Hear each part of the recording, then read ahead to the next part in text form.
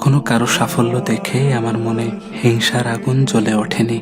কারো সৌন্দর্য আমাকে আক্ষেপে পড়ায়নি। কারো প্রাচুর্যতা আমার হৃদয়ে অভাবের হিসাব খুলে দেয়নি। কারো বিলাসী জীবন আমাকে অসহায় করে তোলেনি। বরং আমি দেখেছি, মানুষের মুখে হাসি ফুটলে আমার ভেতরেও এক টুকরো আলো জ্বলে ওঠে। কারো প্রাপ্তিতে আমি নিজের অপূর্ণতা খুঁজি না। কারো এগিয়ে যাওয়ায় আমি পিছিয়ে পড়ার ভয় পাই না। অন্যকে দেখে নিজের কমতি মাপার অভ্যাস আমার নেই। আমার যা আছে, যতটুকু আছে, সেটুকুই আমার জন্য যথেষ্ট। এই অল্পতেই আমি কৃতজ্ঞ, এই সামান্যতেই আমি তৃপ্ত। কারণ আমি বুঝেছি, সুখ কোনো নির্দিষ্ট জিনিসের মধ্যে বন্দী নয়।